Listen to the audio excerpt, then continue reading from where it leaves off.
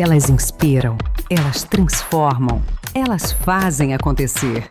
Está no ar, Elas em Pauta.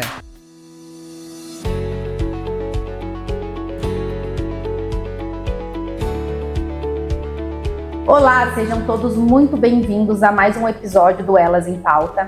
E hoje estamos aqui com ninguém mais, ninguém menos do que ela, Adri Milani.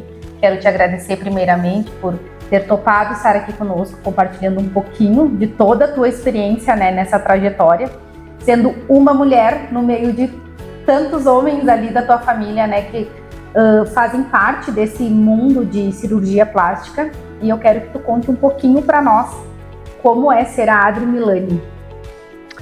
Então, a cirurgia plástica ela entrou meio por acaso na minha vida, né? Muito como herança mesmo, uma vez que meu pai é cirurgião plástico. Não foi algo pensado, né? Simplesmente a gente foi indo, seguindo passos no automático e quando eu percebi, eu me vi cirurgia plástica, né? O mundo estético, ele tem um direcionamento, digamos, um pouco diferente de mim como pessoa. Então, aos poucos eu tento deixar minha marca, colocar o meu acento. O fato de eu ser mulher é algo que faz com que eu consiga me aproximar muito efetivamente das dores que todas nós temos. Exato. Então, é o meu jeitinho de fazer cirurgia plástica e, graças a Deus, estou bem satisfeita com isso. Ai, que delícia, né? Eu acho que quando vem, assim, tu falaste ali de herança, né? Uhum. Acho que, assim, tu carregar algo que vem de família, eu acho que é um sinônimo muito de vontade e de aconteceu, né? Então, tu diz assim, aconteceu, foi indo, mas tu tem a tua forma por tu ser mulher, por ouvir a dor das mulheres. Nós estávamos aqui antes conversando já um pouquinho. Então, em sentir, né, em entender a necessidade da pessoa que te procura. Conta um pouquinho para nós, assim, qual é a maior dor que tu acha das mulheres que procuram por uma cirurgia plástica? Todos nós temos uma necessidade de pertencimento, né? Uhum. Muito mais do que chamar atenção positivamente, todos nós queremos nos sentir livres para não chamar atenção negativamente. Uhum. Então, a mulher que está de bem consigo mesma e que está trabalhando diariamente em todas as áreas da sua vida para viver bem, ela só quer se sentir razoavelmente suficiente. Isso aí. E quando a gente tira, remolda, reformula pequenas áreas que roubam a liberdade dessa mulher, um pouquinho por dia, a gente consegue fazer um trabalho muito considerável em termos de autoestima. E tu acha, Adri, que nesse setor, assim, quando as mulheres te procuram, é uma curiosidade até minha, né?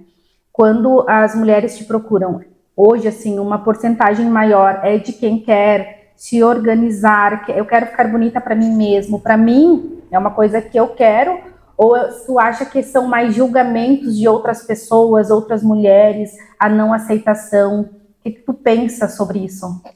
Hoje em dia, ou melhor, o meu trabalho ao longo de muitos anos tem sido criar conteúdo que ajude na seleção das mulheres corretas, em que a cirurgia vai fazer uma diferença real. Então, para mim, chegam poucas mulheres inseguras a ponto de estar fazendo um procedimento para as amigas ou para o companheiro, e sim, eu acabo selecionando mulheres melhor resolvidas, né? Até porque no primeiro grupo é muito frustrante trabalhar com pessoas que não estão suficientemente seguras de si, porque independente do resultado que eu conseguir, essa mulher sempre vai estar frustrada e insatisfeita. Exato.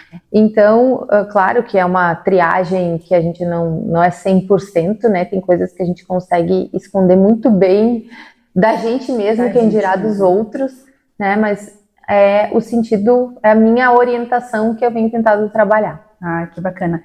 E sobre essas pessoas, assim, que eu vejo, né, essas mulheres que, digamos assim, não estão satisfeitas consigo mesmo, se é algo delas, vamos supor, a Jo quer ir lá, quer fazer uma cirurgia, mas realmente é a vontade da Jo, realmente eu vou fazer o que ela quer, nós estávamos falando sobre isso, né?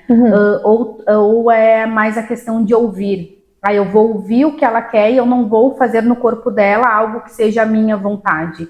Como que tu lida com isso? Porque a gente sabe, né, que existem diversos profissionais hoje aqui na Serra, enfim, fora, que a pessoa chega lá para fazer um procedimento e o profissional, assim, não, tem que fazer tudo isso para ficar bom.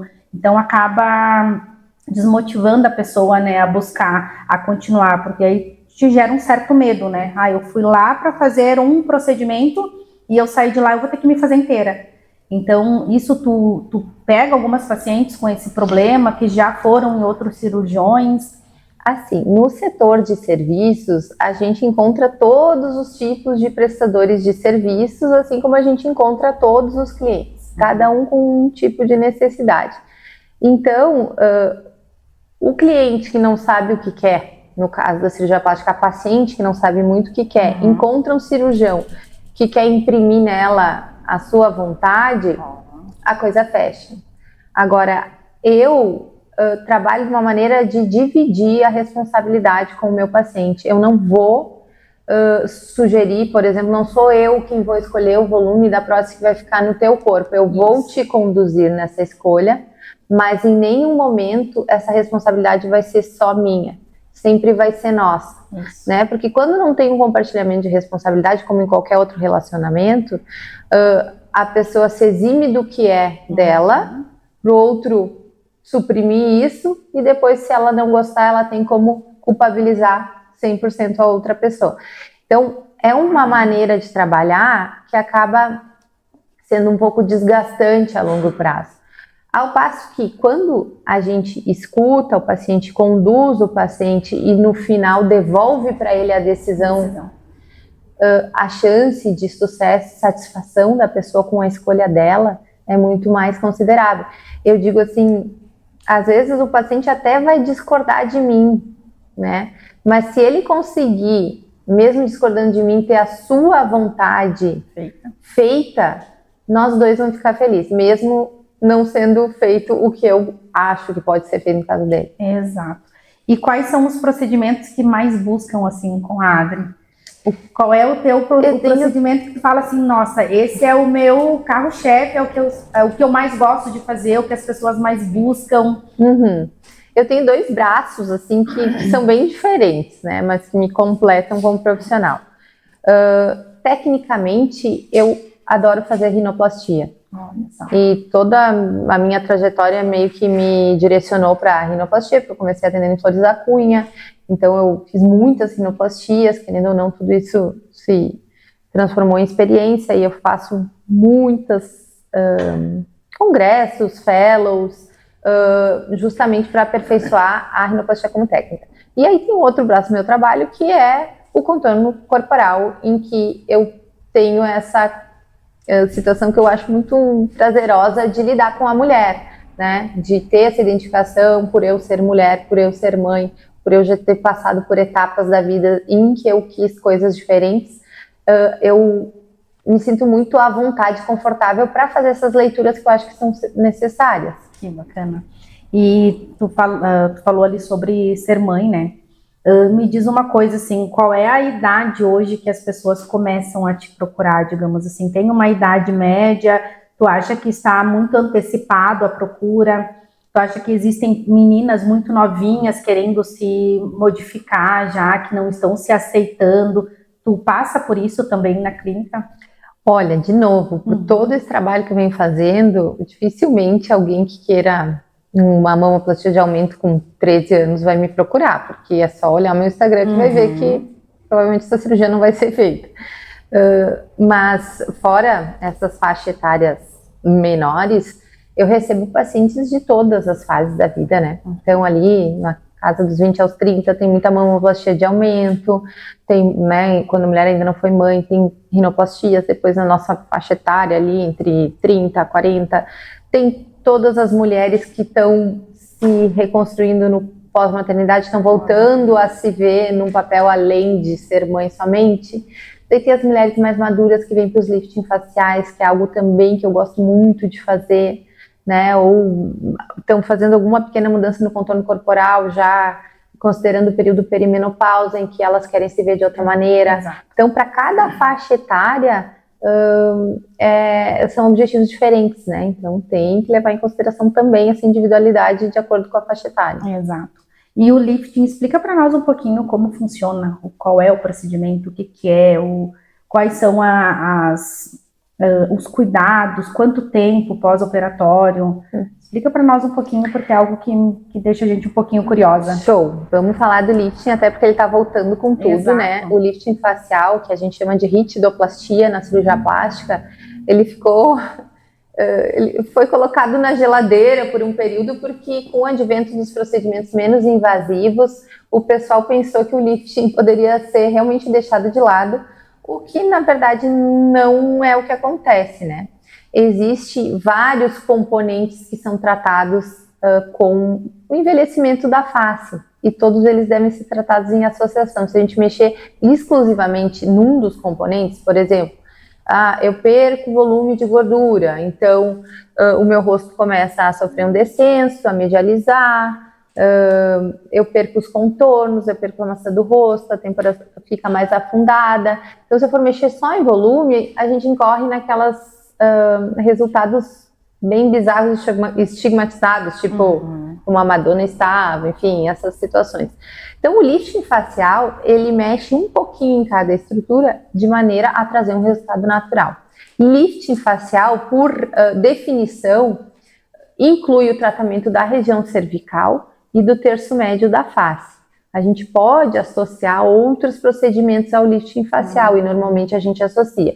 Então, se houver necessidade de mexer nas pálpebras, se houver necessidade de mexer no posicionamento da sobrancelha, porque com o tempo o olhar vai ficando pequenininho, se houver necessidade de mexer na pálpebra inferior, de elevar o lábio superior, tudo isso é feito durante o procedimento de forma associada. A lipoenxertia, que é o enxerto de gordura, a reposição de volume para criar de novo uma superfície plana, eu faço rotineiramente junto com o lift facial. Então, a gente começa a ficar com vinco aqui, depressão aqui, um acumulado de pele aqui, os sulcos estão ficando muito profundos, o lábio vai ficando murchinho, ele precisa de viço, ele precisa de reposição de volume. Então, tudo isso é feito durante o lifting facial. A cirurgia dura, enfim, entre 4 e 6, eu nunca extrapolo desse tempo cirúrgico. O paciente vai ficar 1 semana, 2 mais em resguardo, sem se expor, né, ao muita luz. E a partir disso, por mais que a gente não tenha o aspecto final, lembrando que toda cirurgia fica pronta em 12 meses, mas a partir de 15 dias o paciente já vai voltando para suas atividades, né? Então tem cirurgias que entram naquela categoria que é muito feio de olhar o pós-operatório, mas não necessariamente a pessoa vai estar se sentindo proporcionalmente desconfortável. E o lifting acaba sendo uma delas. E quem tem preenchimento, digamos assim, esses preenchimentos que as pessoas vêm fazendo, digamos, na maçã do rosto, nariz, enfim, boca, quando tu vai fazer esse procedimento, tu tem que tirar? Como é que funciona, não? Olha, rola um terrorismo, né? Tipo, se tu fez a rinomodulação, a tua rinoplastia vai ser muito difícil. Olha, hoje em dia, quase que a totalidade das minhas pacientes de rinoplastia, quando eu abro o nariz, eu encontro ácido hialurônico. E isso, se eu disser que dificulta o meu trabalho, eu talvez esteja mentindo. Eu preciso saber, né? Quando eu estou estudando o nariz no pré-operatório, eu preciso saber, aqui tem um preenchimento, aqui tem um preenchimento. Mas durante o transoperatório, isso é muito facilmente contornável. No lifting facial também, tá? O que acontece? Se a gente está falando de polimetilmetacrilato, que é um preenchimento definitivo, que causa uma reação inflamatória mais intensa nos tecidos, isso sim pode dificultar um pouco, tá? Mas se a gente está falando de ácido hialurônico, que é o que a maior parte dos profissionais fazem, e os pacientes por consequência, aí realmente eu não vejo maiores dificuldades. Bacana. E agora, voltando ali em questão, Adri, por ser a Adri, teu irmão também é cirurgião, né? O teu pai, como tu se sente, assim, sendo uma mulher no meio de 2 cirurgiões plásticos, assim, tem alguma coisa que tu queira passar para nós, mulheres que estamos te ouvindo? Alguma coisa, assim... Porque tu não tem irmã, tu me disse, né? Sim. Então, assim, como tu se sente sendo a única mulher? Porque anteriormente, nós voltando, né, alguns anos atrás ali, era difícil uma mulher médica, cirurgiã. Então, assim, O que tu sente sendo a Adri no meio de 2 cirurgiões plásticos, 2 homens próximos? Porque a gente sabe, né, que quando existem pessoas próximas, homens próximos, vocês trocam muitas ideias e cada um tem a sua forma de trabalho, né? O teu pai tem uma forma, teu irmão tem uma forma e a Adri tem a forma dela. Então, assim, dá algum atrito, digamos, eu gosto de fazer assim, esse é o meu trabalho, por vocês terem esse contato, já gerou algum embate? Olha, nós não trabalhamos juntos, né? Porque nós 3 somos muito diferentes. Então, eu sou eternamente agradecida à minha criação, porque eu vim nessa linha de produção em que veio o Rafael, o Gabriel, o Alexandre, e eu fui só seguindo os passos dele. Então, eu nunca parei para pensar se eu ia entrar num universo mais masculino profissionalmente ou não. Eu simplesmente fui. E o fato de eu nunca ter me enxergado com um gênero determinado foi ótimo, porque eu nunca parei para pensar de fato. Mas, quando eu me formei, e querendo ou não, o fato da mulher ser mais sensível ajuda para muitas coisas, mas atrapalha para outras tantas, eu encontrei alguns desafios. E eu tive muita retaguarda. Não houve cirurgia que eu quisesse fazer que eu declinei por falta de coragem, porque eu sabia que eu ia poder contar com meu pai e com meu irmão. E no início isso foi muito considerado. E depois que eu decolei, na verdade, as coisas não se fazem mais tão necessárias quanto no início, mas eu tenho essa dívida de gratidão com eles 2, né? Embora a gente tenha maneiras de trabalhar e de operar diferentes, cada um tem um ponto forte e são complementares de certa forma, mas a mulher assumindo determinadas funções que antes não faziam parte do nosso território e a gente vendo que é possível, é muito importante, né? Isso dá voz para todas nós. Isso, é tu enxergar o teu espaço e tu falar, eu posso, né? Eu consigo. A gente sempre fala muito aqui sobre... Tu olha para um homem, né? Tu pensa, tem 2 braços, 2 pernas, eu também tenho. Então eu também sou capaz, eu também consigo, né?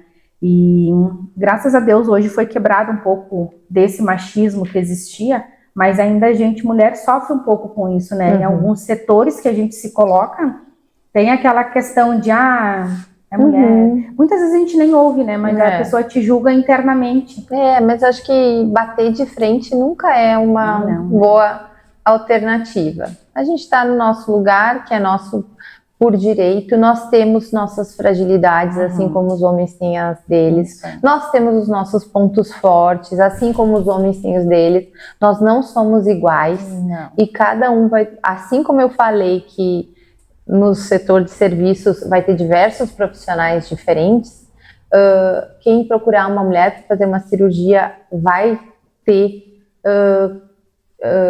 vai ser percebido de uma maneira um pouco diferente, né? Se isso é melhor, se isso é pior, vai depender do que a pessoa está buscando. Mas mais se cuidadoso, né? É diferente. Exato. E Adri, agora voltando, saindo da Adri profissional e nós entrando na Adri pessoa. Filhos, esposo, é casada. Conta pra nós quem é a Adri fora a cirurgiã. Então, olha, de novo, eu digo assim, a gente começa a viver às vezes a partir dos 30 e poucos, às vezes até dos 40 anos, porque a juventude ela é muito automática, né? As coisas simplesmente acontecem. Agora parece que tem gerações que estão tendo a oportunidade de raciocinar um pouco mais antes de tomar determinadas escolhas.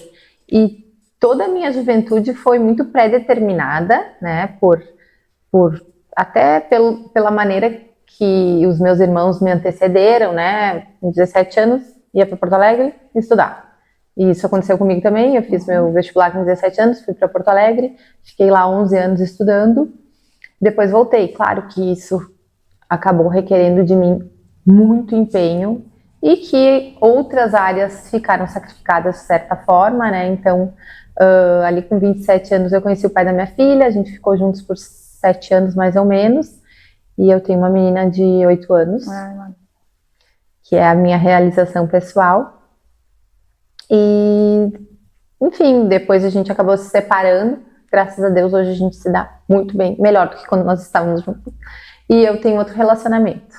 Então, pessoalmente, hoje também estou num momento muito feliz. Quanto mais estável eu estou na minha vida pessoal, eu sinto que eu mais tenho a oferecer para minhas pacientes, né? Então, eu trabalho muito para não cair em contradição, para estar bem resolvida, para ter saúde, porque se eu estou vendendo saúde, eu preciso ser saudável. Se eu estou vendendo bem-estar, eu preciso sentir bem-estar. O esgotamento nervoso sempre está à minha espreita, porque eu não consigo, eu tenho muita dificuldade em dosar o quanto eu vou trabalhar. E a minha filha está de férias com a avó dela nesses últimos 15 dias, e eu digo, pelo amor de Deus, a minha filha é o meu freio, ela precisa voltar. Se ela não está aqui, eu vou emendando uma coisa não. Né? Então, é isso, né? Basicamente. E ser mãe, eu acho que é a coisa mais maravilhosa, né, que existe. Eu acho não, eu tenho certeza, né? Que a maternidade, eu uso muito esse termo, que a gente começa a viver, a gente começa a viver depois de um certo período. Eu tenho muito isso. Eu comecei a viver quando eu tive as minhas filhas, né? Então foi onde eu vi que a vida realmente valia a pena, porque tu não pode declinar, né? Porque eu penso assim, eu não posso declinar agora porque eu tenho 2 que dependem de mim. Eu sou o ponto forte de 2 crianças, então a gente não pode declinar. Então essa sobrecarga, essa responsabilidade, a mulher ela carrega mais forte, né? Muito. Então não que o pai não carregue, né? Não é isso que eu esteja falando. Mas a mulher ela carrega isso, digamos assim, a responsabilidade, escola, banho, comida. A logística. Então tu tem que organizar toda a tua vida profissional, mas que a tua vida pessoal esteja toda organizada também. Então, para ti isso é tranquilo, tu levar a vida? eu, graças a Deus, tenho pessoas que me ajudam muito, né? Tem a Cris, que trabalha comigo desde antes da minha filha nascer. Ela é o meu braço direito, então hoje eu posso contar muito com ela. E... enfim, é que eu também não gostaria de abrir mão de nada, então tem que fazer a coisa funcionar. E tu falou uma coisa bem importante, assim, Jo, que quando as nossas filhas começam a crescer, a gente tem uma obrigação de resolver coisas que estavam até então varridas para baixo do tapete. Isso aí. Porque tu não quer ver elas passando pelas tuas dores. E um dia, quando a minha filha era bem pequena, ela surpreendentemente me perguntou se eu gostava de mim. E eu tenho um voto com ela, assim, que eu nunca minto pra ela. Que lindo. E aí eu disse, eu não vou te responder isso agora. Eu disse, agora eu tenho que trabalhar pra gostar de mim. Porque eu tinha lá minhas questões de autoestima, e a mulher, ela não quer ver a filha, a mulher, passando pelas mesmas situações, e o que a gente cura na gente é algo que elas não vão precisar lidar com, elas vão poder progredir, pensar em outras coisas, pensar no crescimento delas, pensar em desbravar o mundo, não ficar presa com questões que são nossas. Então isso acaba sendo muito quebra importante. De ciclo, né, Adri? Exatamente. Na verdade, eu penso muito nisso, e eu estudei muito isso, fui muito atrás disso, porque a gente vem trazendo bagagens que não são nossas. Não são nossas. Que são lá da nossa avó, da nossa bisa, da nossa mãe. Então a gente vem trazendo bagagens que quando a gente vê, a gente está passando para as nossas filhas sem ao menos entender. Então hoje eu friso muito isso, sabe? Quando eu fui atrás de fazer terapia, isso, aquilo, não foi por mim. Por muitas vezes eu sentei lá e a minha terapeuta falava para mim, não é por ti que tu tá fazendo isso. E eu falava, não é por mim, é por elas. Ela falava, não, mas tem que ser por ti, porque quando tu quebrar aqui, elas não vão carregar isso. E é algo que, assim, a gente achava normal, né? Eu anteriormente achava normal, tipo assim, o casamento não ser legal, sabe? Empurrar com a barriga, tem que aguentar pelos filhos. Mas aí tu disse ali, uma coisa, é muito real. Que hoje vocês se dão melhor do que quando vocês eram casados. E isso é a melhor coisa que vocês fazem pra ela. Não é nem pra vocês, entendem? Porque uma criança, ela vai preferir que os pais estejam separados e se doando, dando o amor total, né? Do que ali juntos e briga todos os dias, ou falta de respeito, ou aquela coisa que ela não sente o amor, que ela não transparece. Então, eu no quesito mãe, assim, eu não tenho nem palavras pra dizer, assim, porque eu vivo pelas minhas filhas, né? Tem dias, assim, que eu sempre falo pras gurias, tem dias que eu não tô com ânimo pra trabalhar, não tô legal pra trabalhar, tô cansada, tô doente, tô com dor, Mas eu abro o olho, eu falo, eu vou mesmo assim, porque elas precisam disso, elas não podem ver a mãe delas ali, ai, hoje eu não tô bem, filha, sabe?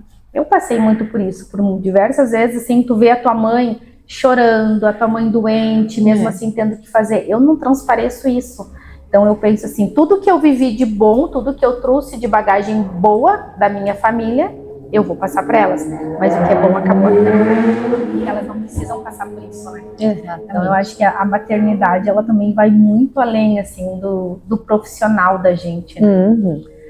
Mas, Adri, alguma mensagem que tu queira deixar para as pessoas que estão te ouvindo, para as mulheres? Alguma dica?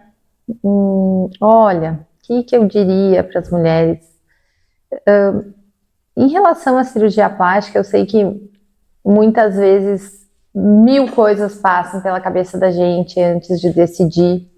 E se decidir, optar por fazer um procedimento cirúrgico ainda parecer algo muito complicado, muito dispendioso ou muito arriscado, muito provavelmente não está no momento de ir adiante.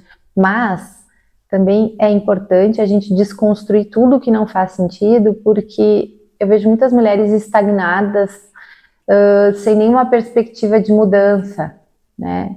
E quando a gente vê que pacientes vêm e fazem movimentos, a vida se desembaralha, também retrospectivamente a gente consegue enxergar que aquela coragem é o que se faz necessário para desenrolar os acontecimentos, né?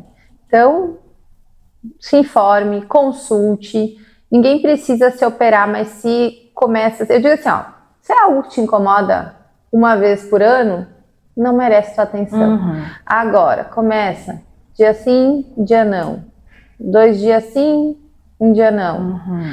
É porque já está roubando muito da tua qualidade de vida. Exato. Né? É uma poluição nos teus dias de algo que pode ser relativamente facilmente resolvido. Então, tem que fazer acontecer, tem que buscar avaliações, tem que buscar mais que uma avaliação.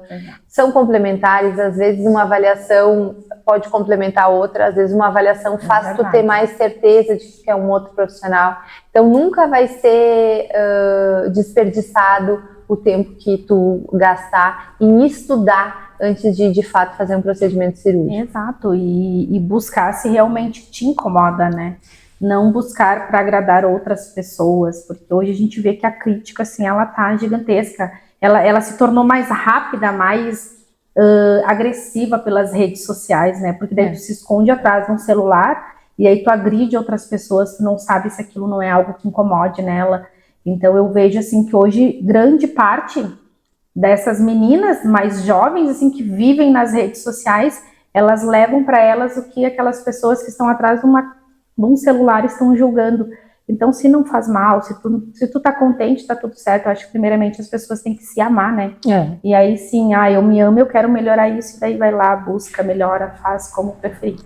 A gente vai despender muita energia em se blindar e se proteger, porque tudo que a gente consome é voltado a criar urgências e necessidades onde não existiriam, né? Então, quem tem que saber de si, né, quem tem que realmente não abrir espaço para opiniões alheias, é a gente mesmo. A gente não pode ficar contando com a boa vontade dos outros e não nos criticar, e não nos julgar. Isso vai acontecer sempre. Se blindar, vai né? da gente abrir a porta ou não para que essas avaliações entrem, né? Exato. Mas então tá, Adri, eu quero te agradecer pelo teu tempo, pela tua disponibilização de vir aqui, contar um pouquinho da tua vida profissional, pessoal.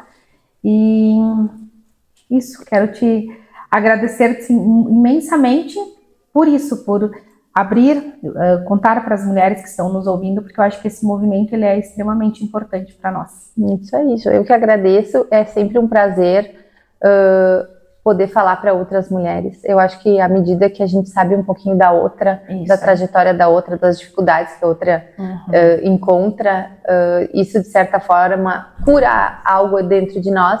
Então, quem tem que agradecer o espaço sou eu. Obrigada. Obrigada. Obrigada e até o próximo episódio do Elas em Pauta.